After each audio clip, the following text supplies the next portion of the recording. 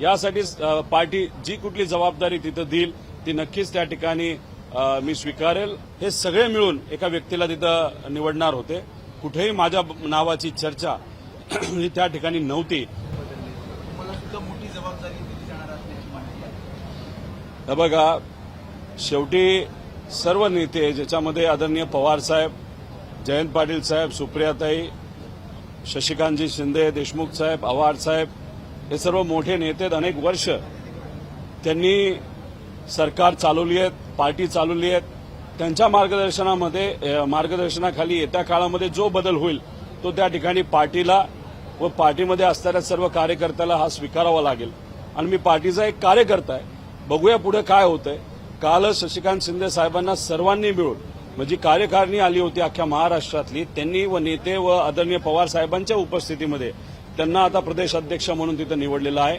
शशिकांत शिंदेजी चांगलं काम करतील असा आम्हाला विश्वास आहे। ज्या पद्धतीने जयंत पाटील साहेबांनी गेल्या 7 वर्षात आणि त्याच्या आधी सुद्धा अनेक वर्ष ते पवार साहेबांबरोबर आहेत, 7 वर्षात अतिशय काटकसरीने तिथं पार्टी ही चालवलेली आहे।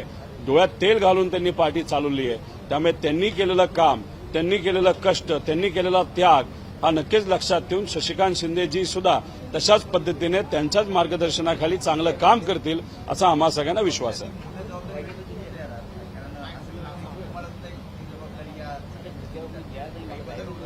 ते बघा, जेव्हा केव्हा देश, राज्य, पार्टी, संघटना एक अडचणीच्या काळातून जात असते तेव्हा आपण सर्वजण एकत्रित येऊन जे काय काम मिळेल ते काम करण्याचा विचार तिथं आपण करत असतो।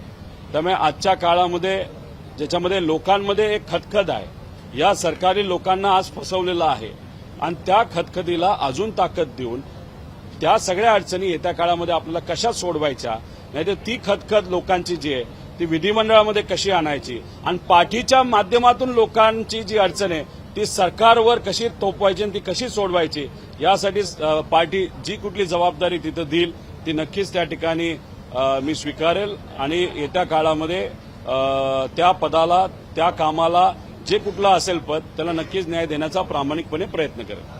नाही, अजिबात नाही। मी तुम्हाला सांगतो की त्या पदावर जे सर्व मोठे नेते आहेत, जसं पवार साहेब, जयंत पाटील साहेब, सुप्रियाताई, देशमुख साहेब, आव्हाड साहेब, शशिकांतजी शिंदे, त्याच्याचबरोबर टोपे साहेब, हे प्रमुख नेते व त्यांच्याबरोबर जी कार्यकारिणी आहे, जी राज्याची, जिल्ह्याची, तालुक्याची, हे सगळे मिळून एका व्यक्तीला तिथं निवडणार होते। कुठेही माझ्या नावाची चर्चा ही त्या ठिकाणी नव्हती आणि न मी इच्छुक होतो त्या पदासाठी। फक्त एवढंच आहे की येत्या काळामध्ये मी आधी सुद्धा आम्ही सगळ्यांनी मिळून तिथं चांगलं काम केलेलं आहे। याच्या पुढेही आम्ही सर्वजण जी कुठली नवीन टीम आणि जुनी टीम असेल एकत्रित आम्ही सर्वजण काम करू।